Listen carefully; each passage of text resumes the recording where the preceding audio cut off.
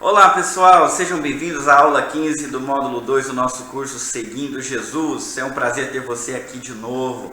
Vamos lá, nós estamos estudando o Sermão do Monte e indo fundo nesses ensinamentos tão sábios do nosso Mestre Jesus Cristo. Hoje nós vamos aprender como não levar nada para o lado pessoal. É muito importante que a gente estude sobre isso. Nós vivemos numa época onde o eu, a geração do iPad, do iPhone, coloca o eu no centro de tudo. Nós somos a geração do self, né, de mim mesmo, de ir para si mesmo, a pessoa fazendo de si o centro. E essa geração, não por coincidência, ela é agressiva, ela é violenta por um lado, e por outro lado ela é infeliz e emocionalmente doente. Por quê? Porque a ênfase no eu leva ao rebaixamento do outro, à vontade de tratá-lo mal porque ele não satisfaz as minhas expectativas, né? E diferente do olho por olho e dente por dente, a vingança extrapola em muito a ofensa. Quando nós vivemos baseados no nosso eu, no self, no I, do jeito que você quiser, nós não aceitamos qualquer tipo de ofensa e a ofensa tende a ser retribuída com troco e com lucro, né, com rendimento. É isso que acontece. Isso não é nenhuma exclusividade nossa, é um problema do ser humano ser focado em si mesmo. Desde a queda, Adão e Eva, eles se autocentraram, pensaram em si, deixaram de pensar em Deus, deixaram de pensar no resto. Todo filho de Adão e Eva, todo descendente dele tem essa tendência de querer satisfazer a sua vontade. O culto ao eu é um culto que todo mundo já seguiu ou está seguindo. Agora, isso traz muitos problemas sociais, como, por exemplo, a violência. Esse é um problema tão antigo que na lei de Moisés já foi previsto. E Jesus aqui, nesse quinto exemplo que a gente está estudando, sobre como aplicar a lei de verdade e não de maneira hipócrita, como faziam os líderes da época, como viver uma vida onde a gente segue o espírito da lei e não a letra da lei, assim negando a lei por completo. Ele está falando agora sobre vingança. O que fazer quando a gente é prejudicado de maneira injusta por alguém, é ofendido, alguém peca contra a gente, ou o que fazer? E ele volta ao ensino do Antigo Testamento, mostrando que o seu entendimento era completamente distinto do entendimento dos líderes religiosos da época. O assunto hoje é denso, é importante, eu preciso que você preste muita atenção e talvez você tenha que ouvir mais de uma vez e vir para o encontro amanhã pronto para conversar e aprofundar a sua compreensão, porque eu imagino que alguns de vocês vão ter dificuldade de abrir mão de alguns conceitos para poder assimilar os conceitos que vão ser apresentados na aula de hoje através desse ensinamento, ok? Bom, nós já estamos avançando na aula. Jesus cita um texto do Antigo Testamento, na realidade 3 textos, que falam olho por olho, dente por dente, não é? O que a lei de Moisés realmente ensinava? Nós vamos fazer o mesmo caminho que fizemos nos outros exemplos. Primeiro avaliar o que a lei realmente ensinava, depois o que os líderes religiosos ensinavam e por terceiro o que Jesus ensinou a respeito da lei. A lei de Moisés ensinava que havia a necessidade de colocar freio às inclinações para a vingança. Na época dele, se uma pessoa batesse na outra, a outra já pegava um pau para tentar, na época de Moisés, né, tentar se vingar, tentar se defender, e isso poderia levar a um homicídio.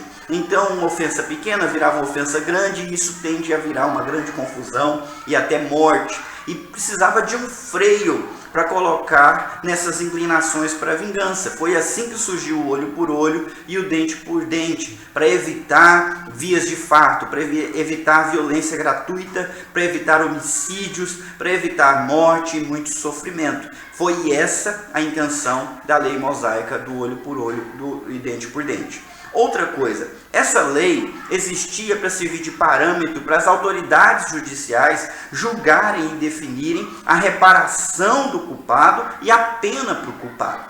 essa lei não era para todo mundo usá-la, mas quando alguém tivesse um problema com outra pessoa, tinha que levar até os sacerdotes e os juízes, e esses iriam, a partir da lei, definir: não, você fez errado e a pena vai ser essa, e você vai ter que pagar isso para ele ou para ela. Não era cada um decidindo o que ia fazer, né? Ah, você quebrou meu dente, agora eu vou quebrar o teu, você quebrou meu braço, agora eu vou quebrar o teu. Não, era o juiz quem definia a pena, ok? Isso é muito importante, vocês vão entender daqui a pouco. O que os líderes religiosos ensinavam já na época de Jesus e com os quais Jesus contrapõe de imediato? Eles ensinavam que a lei de Moisés incentivava cada um, todas as pessoas, cada um individualmente, a acertar contas com seus ofensores na mesma medida. Então, se alguém te falou mal de você, você está livre para falar mal dela. Se alguém te ofendeu, você está livre para ofendê-la. Se ele te bateu no lado, você está livre para bater nele também. Era este o ensino. Ouro por ouro, dente por dente, não leve desaforo para casa. Ao pensar dessa forma, os religiosos estavam indo contra a instrução da própria lei. Eles estavam seguindo a letra da lei, não o espírito da lei. E essa é uma tendência nossa hoje em dia. É isso que nós somos ensinados na cultura, e algumas pessoas também creem nisso ao ler olho por olho, dente por dente, e têm o seu coração cheio de ira, de raiva e de espírito de vingança contra as pessoas. É isso que eles ensinavam, e isso tem sido ensinado hoje em dia também. Outra coisa que eles ensinavam é que eles deveriam fazer valer os seus direitos. Você tem o direito de se vingar, você tem o direito de exigir respeito, e se você tiver que ficar bravo por conta disso, fique, porque é seu direito. Eu não preciso nem falar isso para você. A nossa sociedade ensina as pessoas, e até as crianças e adolescentes, a lutarem pelos seus direitos da criança e do adolescente. E todo mundo fala de direitos, mas ninguém fala de deveres, e esse é um grande problema. Porque para exercer direito é preciso ter primeiro pessoas sensatas, cordatas, civilizadas, pessoas que têm caráter e condições de pensar no outro acima de pensar em si, e de inclusive colocar limites aos seus sentimentos nocivos para ela não se tornar um perigo para a sociedade. Sem esse outro lado, não tem como ter civilização, não tem como ter relacionamento. Nós vamos sim caminhar para cada vez mais violência, cada vez mais desentendimento em todas as esferas. Vamos lá para o que Jesus ensinou? Jesus usou 4 ilustrações para mostrar o que aquela lei significava de verdade. São 4 ilustrações. Não transforme ilustrações e exemplos em princípios. Os exemplos existem para exemplificar um princípio. O princípio é mais importante que o exemplo. O exemplo existe para nos ajudar a compreender como se aplica o princípio. Eu estou falando isso porque muita gente lê esse texto, entende de maneira errada e transforma os exemplos em leis para serem seguidas. Acabam caindo no mesmo erro dos líderes religiosos, que transformaram a lei em letra. E aí seguiam a letra, mas erravam na hora de seguir o princípio. Nós precisamos evitar isso de qualquer forma, ok? Então abre lá o seu coração. Jesus nos ensina através dessas ilustrações que, pessoalmente, devemos nos desfazer do espírito de retaliação, ou seja, do espírito de vingança. Pessoalmente, cada discípulo de Jesus deve se desfazer de qualquer desejo de retaliação e vingança. É isso que Jesus ensina através da sua ilustração, quando ele fala de dar a outra face. Significa isso, se desfazer do espírito de retaliação. Quando alguém te bate de um lado, você já levanta tentando acertar ao lado dele. Ao invés disso, você se levanta ereto, sem ceder ao impulso de retribuir e bater também. É isso que Jesus está nos ensinando. Outra ilustração fala que, pessoalmente, nós não devemos insistir em nossos direitos pessoais. Ele fala, se você for processado e for condenado a dar a sua túnica, então dê a capa também. Você não deve estar pensando em você. Então, se você foi condenado, foi culpado, não dê o mínimo que a justiça exigiu, vá além. Faça como Zaqueu, se eu roubei, eu lesei alguém, eu vou devolver o dobro. Então, se você foi condenado, né, alguém entrou em demanda contigo, vá além. Pense na outra pessoa e não apenas em si. Um outro exemplo, pessoalmente procurar fazer além do que foi solicitado ou exigido. Jesus falou, se alguém te obrigar a andar 1 milha, vá 2. Então, você foi uma porque era obrigado, uma exigência, a outra você foi porque você quis ir de espontânea vontade, porque você quis servir. Isso é interessantíssimo. Lembre-se, é um exemplo, não é uma lei. Por último, Jesus fala para você não deixar de ajudar a quem te pede. Se você tem condições, não mude de lado na rua só para não encontrar uma pessoa que você sabe que vai pedir alguma coisa para você. Você precisa prezar mais a necessidade do outro do que as suas próprias posses. Essas ilustrações não são regras, mas expressões práticas daquilo que um discípulo de Jesus, um cidadão do reino de Deus faz. E por que ele faz essas coisas? Por causa de quem ele é. E é importante a gente lembrar desde o começo do Sermão do Monte, as bem-aventuranças começaram com humilde de espírito, com um espírito lamentoso, com gente que reconheceu a sua condição diante de Deus, se humilhou, confessou seus pecados, se arrependeu, cresceu no seu coração fome e sede de justiça, e ele foi se tornando pacificador, manso, misericordioso, né? E tudo isso, como nós já vimos, uma pessoa que morreu para si, que matou o eu, é assim que ela vai acabar agindo nessas circunstâncias. Mas lembre-se, de maneira pessoal.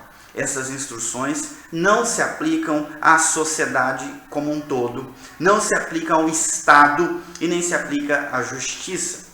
Ok? É importante que você entenda, é para o discípulo, é uma aplicação pessoal. Eu preciso deixar isso claro, porque o Estado, por exemplo, não pode caminhar 2 milhas. O Estado não pode segurar a retaliação. Se há um criminoso, se alguém está corrompendo, se alguém está causando mal à sociedade, o Estado precisa retalhar. Ele precisa castigar, ele precisa colocar limites, porque essa é a função do Estado, bem como da justiça. Tem muita gente que confunde uma coisa com outra e aí explica a bagunça que nós vivemos na nossa sociedade brasileira. Andar a 2ª milha, dar a outra face, ajudar quem está precisando de ajuda, dar a capa além da túnica, é a função do discípulo de Jesus, é a instrução por discípulo de Jesus, ponto. É importante que a gente entenda isso e não se confunda, ok? Essas são instruções pessoais, cada discípulo precisa aprender a negar-se a si mesmo para vencer o eu com as suas demandas.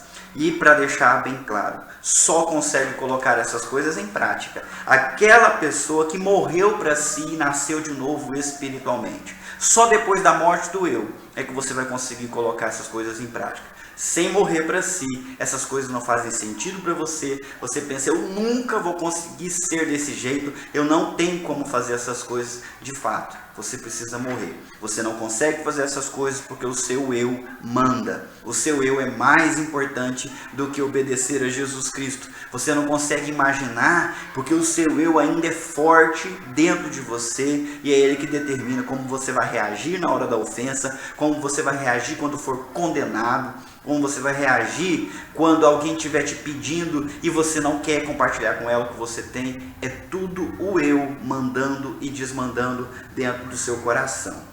Olha, nessa semana o texto para você decorar foi 2 Coríntios capítulo 5, versículo 15. E ele morreu por todos, para que aqueles que vivem já não vivam mais para si mesmos, mas para aquele que por eles morreu e ressuscitou. Paulo também disse que ele morreu para si e ele vive para Cristo em outro texto. E é essa a nossa intenção. Guarde isso no seu coração, memorize, tenha isso para o resto da sua vida. Você morre para si para poder viver para Jesus Cristo.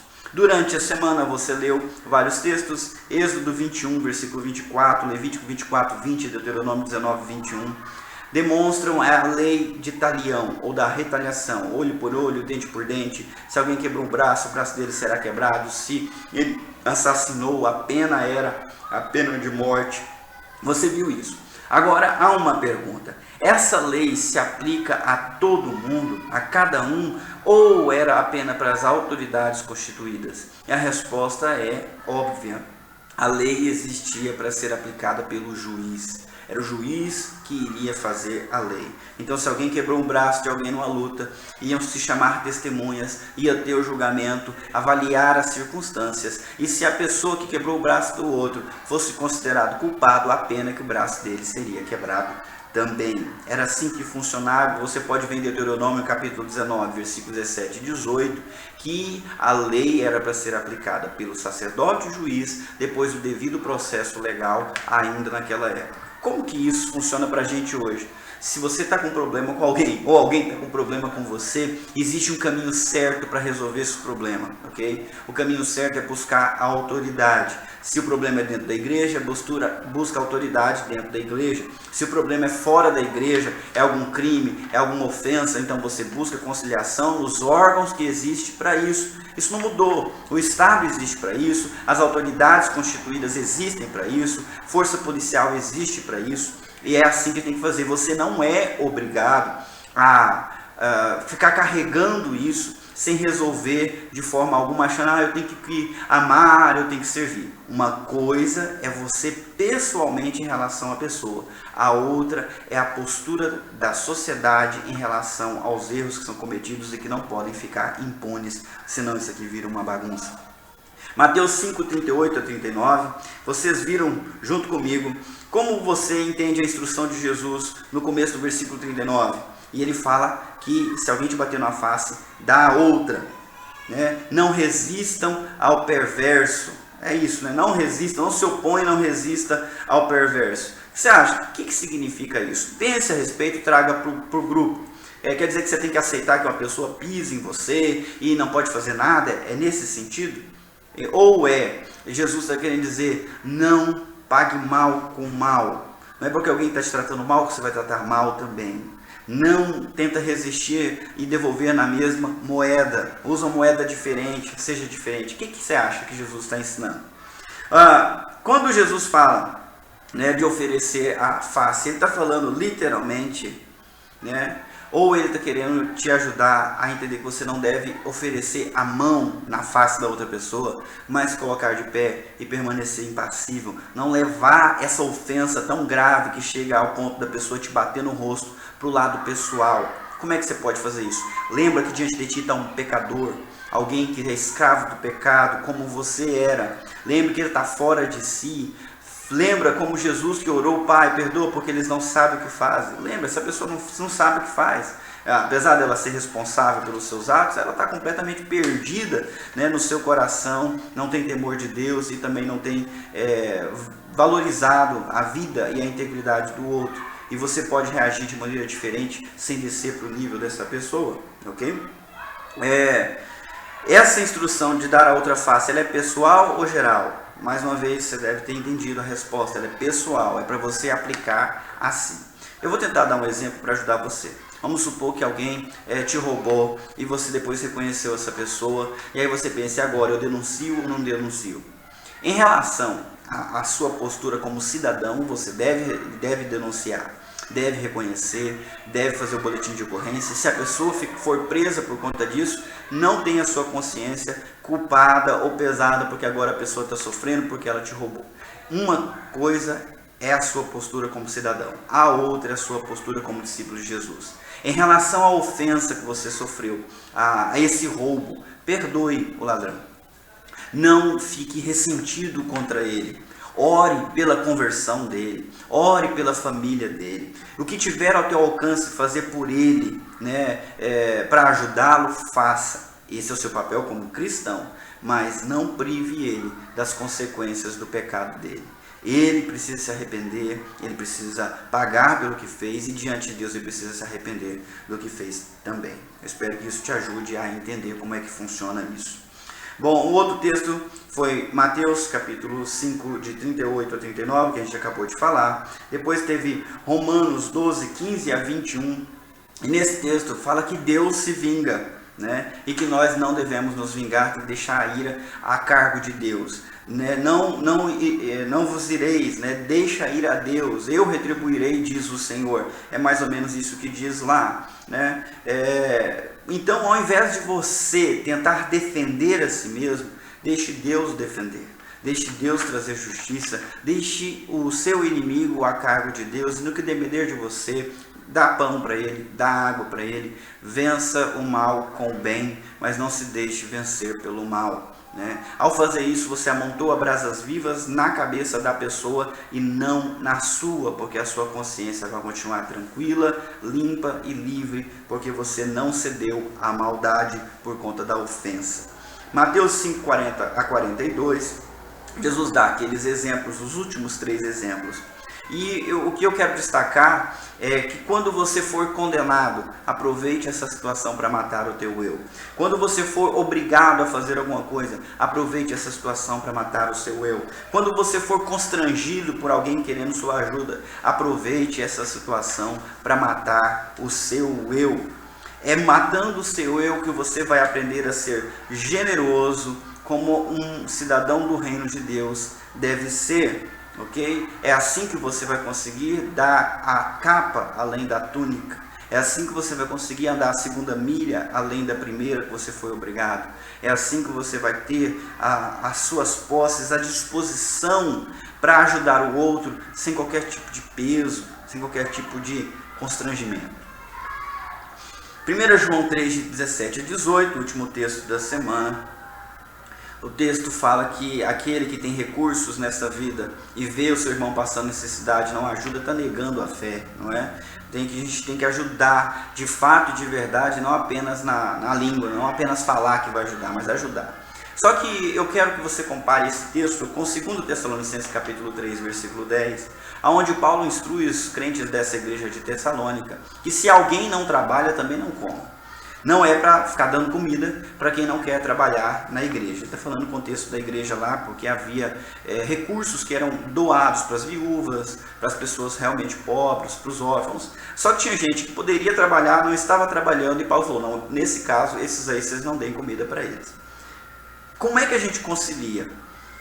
João 3,17, se você tem recursos e vê alguém passando necessidade, ajuda. Como é que a gente concilia com 2 Tessalonicenses 3,10 que diz, não dê comida para essas pessoas? Como é que fica isso? Eu quero que você pense a respeito, porque a Bíblia não se contradiz. Há um detalhe aí.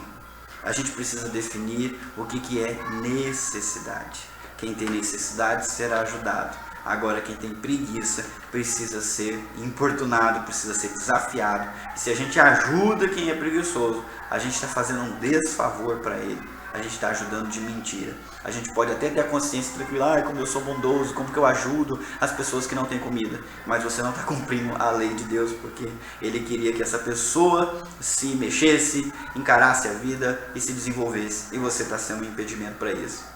Eu sei, a gente precisa aprofundar a nossa compreensão da palavra de Deus, não é não? Aplicação em grupo.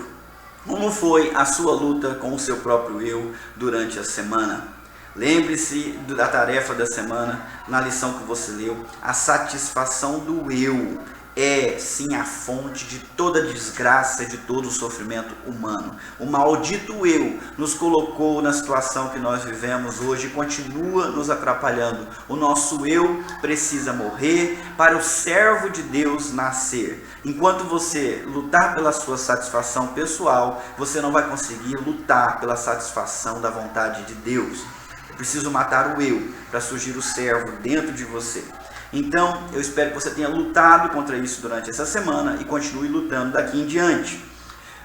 Terceiro movimento. Qual era a instrução da lei de Moisés em relação à vingança? Lembre-se, olho por olho, dente por dente. Quem estava autorizado a executar essa lei? Todo mundo ou só algumas pessoas que estavam autorizadas a fazer valer essa regra? Pense e discuta com o teu grupo. Você tem a resposta aí no próximo ponto, ok? Só que os mestres da lei pegavam essa lei e não entendiam ela como uma instrução para o magistrado, para o juiz, mas como uma instrução geral. Já a instrução de Jesus, que era pessoal, nós temos a tendência em transformar em uma instrução geral, né? Quais são os problemas que podem vir dessa inversão? O que é pessoal, a gente aplica de forma geral. E o que era de forma geral, a gente aplica de forma pessoal. Quais são os problemas? Muitos. Não daria para fazer uma lista aqui porque é muita coisa. Eu vou dar um exemplo. Falta de justiça. Quando era para ser duro com o pecador, a gente usa uma lei pessoal e transforma em geral e quer ser magnânimo, misericordioso com o coitadinho do bandido. E aí não faz justiça, outros bandidos ou quem não era bandido fala, não acontece nada, se a gente for bandido o povo gosta da gente. E aí começa a se tornar bandido também. Excesso de complacência. A gente fica exercendo misericórdia de um jeito contraproducente, que não é útil para a pessoa, não ajuda ela a crescer. Isso está cheio no nosso país. Outro, legalismo.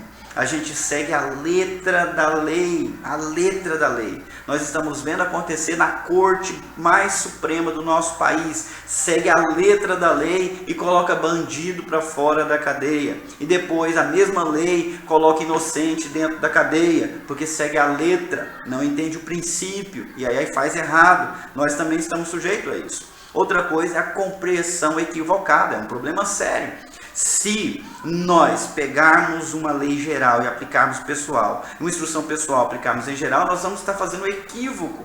Vamos achar que estamos obedecendo a instrução de Deus, mas estamos completamente errados. Não é interessante. Então pense direitinho sobre isso, reflita. Eu espero que a discussão do grupo te ajude a entender.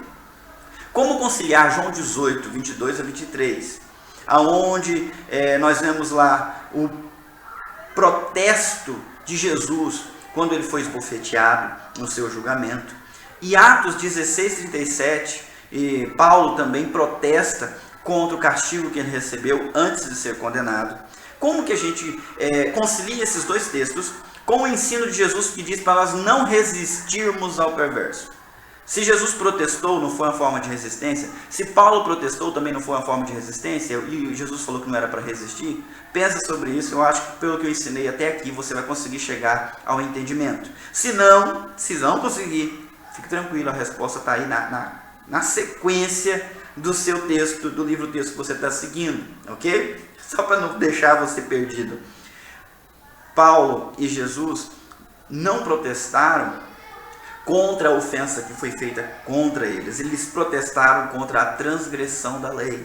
Jesus diz, por que você está me esbofeteando? Você está aí para me julgar conforme a lei e você me mandou esbofetear contra a lei. Então você não está seguindo a regra. Você precisa seguir a regra. Eu não posso deixar você fugir da regra que você devia estar seguindo.